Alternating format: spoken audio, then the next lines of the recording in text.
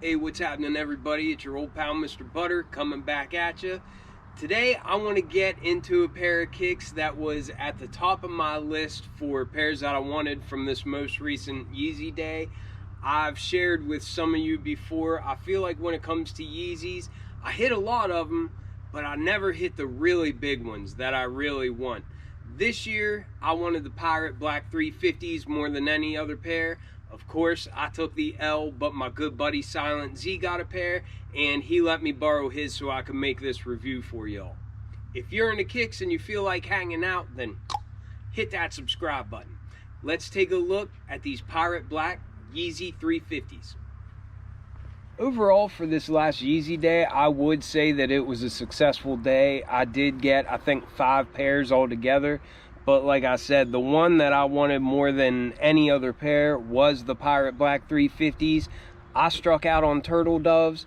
I've never had a 350 in my collection. All that I have had is 350 V2s. I kind of told myself if prices of these got down around $300, then I might grab them. So far, it doesn't look like they're going to drop that low. I'm not really surprised by that.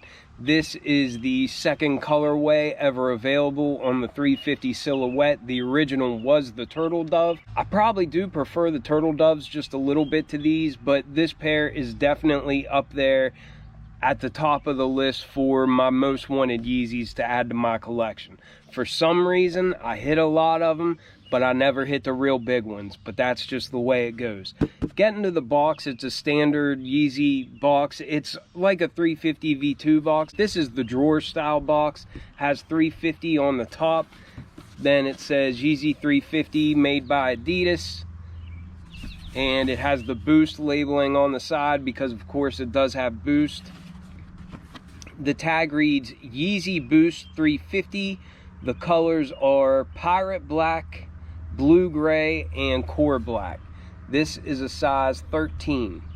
And I think retail on these was $240 US. I think it's the same price that we always pay for compacts, 350 V2s, and that sort of thing. Getting right to it, here they are. They look nice. They look really nice. I don't know that I like the 350 silhouette as much as I like the 350 V2, but for me, I wanted this pair just because of the history, because of the fact that it was only the second color of the 350 to ever be released, and two, because as a collector of sneakers and stuff, I don't have any 350s in the collection. I probably have over 10 pair of 350 V2s, but I was a little bit late getting on the Yeezy train. I didn't really care for them at first, and it took me a little while to come around to them. And by the time that I did, they were already into the 350 V2s. I've never hit on any of the re-releases of the original 350s. My first impression, I probably do prefer the Turtle Dove colorway to these just slightly, but these are dope. The differences that are most notable to me, first of all, are the midsole area and really the overall shape. On the back of 350s, they come really straight down, but on the back of 350 V2s, it's more of a slope, and then I feel like the midsole area sticks out a lot further on 350 V2s, and along with that, the knit isn't near as detailed as what the knit is on 350 V2s, and I'll show you what I mean. This one is the Onyx 350 V2. There on the back, you can see how it's more of a slope and more of an angle as it comes back, compared to the 350, which is much more of a straight up and down. I prefer this, and it's funny because I was talking to my wife and we were looking at both shoes, and I was just saying how the 350 V2 shape is a lot better, but she actually prefers the shape of the original 350. She likes this shape a whole lot more than what she likes the 350 V2, and I found that really interesting. But the lines on the midsole of the original 350s are a lot more straight up and down. Like, I feel like they're not as fluid, if that makes sense. And for the 350 V2s, there's a little bit of a curve to them, and it just looks more natural to me. But along with that, like I said, the knit on the upper of the 350 V2s, you can see there's a lot more texture, and it just seems like the prime knit on 350 V2s is a lot more intricate than what it is on the original 350s. These just have like a smooth appearance overall, whereas these have a whole lot of texture because of all the detail in that knit. So I do prefer the knit on 350 V2s, and I definitely prefer the midsole area. One other thing that I noticed about these is the heel tab on the back just doesn't look as good as what it does on the 350 V2. I just feel like the size and the placement, I don't know what exactly it is. I just feel like the heel tab fits better on the 350 V2s than what it does on the original 350s. Like, I almost feel like the heel tab on 350s looks like it doesn't belong, like it's an afterthought or something. But I don't know if anybody else feels that way, but to me, even before this pair, I always thought that the heel tabs on 350s just looked a little out of place. Then last but not least, while we're talking about very noticeable differences, is the 350s, just like the Turtle Doves, it has that little patch of suede on the inner half of the shoe. On one of the shoes, it has the Adidas trefoil emblem, and then on the other shoe, I think it just says YZY. But on this pair, of course, it's in a black color. Like on the Turtle Doves, this suede feels really, really soft. It feels like a nice material. I do really like that touch. I really like that on the original 350s, and obviously we don't get that on the 350 V2s. Now that we've covered some of the obvious differences in these shoes, we'll go ahead and get to the review. For the outsole, that's another spot that's different than the 350 V2s. I do prefer the outsole of the 350 V2, but that really doesn't matter because it's not like many people are looking at that. This outsole is primarily black, but you do have those windows just like you have on 350 V2s, and you can see that Boost cushioning peeking through. Here at the midfoot, we see some Adidas branding. And then at the heel of the outsole, you can see that it says Boost. Just a quick side by side, here's the V2, and this is the Pirate Black 350. You can see that that rubber from the outsole wraps up to the midsole as well, and that's just all in a black color.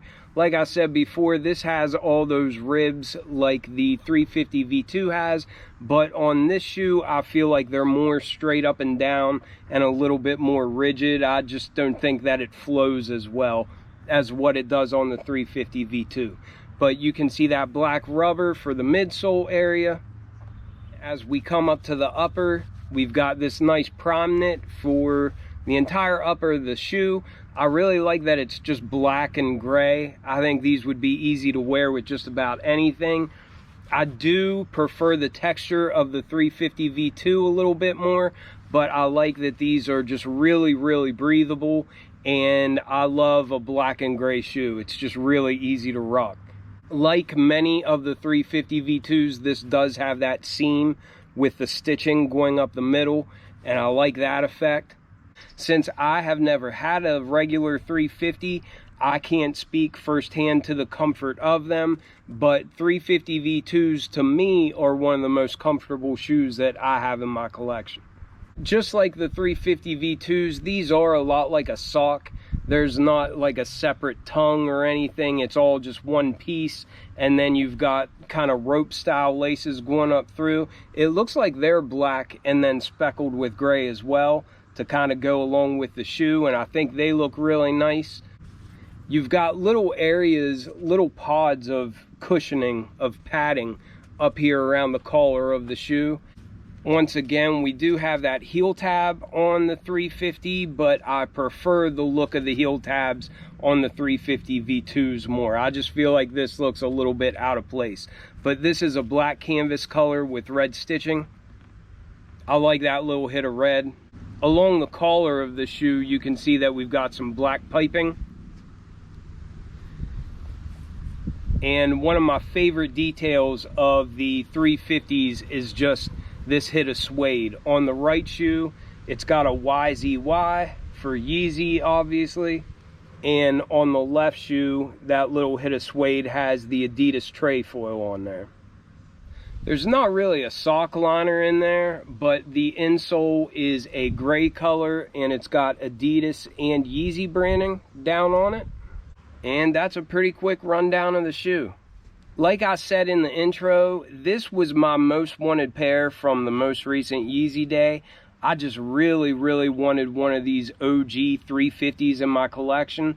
I didn't hit the turtle doves. I didn't want them bad enough to pay resale for them. And again, if these came down around like 300 bucks, I would probably grab them. But considering I prefer the shape of the 350 V2 more, and considering I have the Yeezy breads in my size, and I've got the double up of the Onyx Yeezy 350 V2s, I just don't think that I really have that much of a need for these. The one Yeezy that I did break down and pay resale for was the Wave Runners, because I never hit for them for retail, but I actually ended up trading a couple of pairs of shoes that I had got for retail, so I ended up only being about 300 into them, and I thought it was worth it to me to grab those shoes. But I don't have anything else that looks like the Wave Runners. These pairs, this and the Bread 350 V2s, I feel like are close enough to this style that I don't need to break the bank just so that I can have a pair of the OG 350s. Although I did really want them. But congrats to everybody that hit for them. I don't know if we'll see more Yeezys released. I hope that we do, because I kind of feel like there's a void in the sneaker game ever since he disappeared from the scene. I just miss the variety that having Yeezys in the mix brings to the sneaker game. But anyhow, let me know if you were able to get a pair of these. I'm still waiting on a couple of my Yeezy Day W's to be delivered. But I have got 2 pairs of them so far out of the 5. So let me know what you got on Yeezy Day. Let me know if you got these Pirate Blacks and what you think of them. I appreciate y'all watching, and I'll catch you on the next one. I'm out.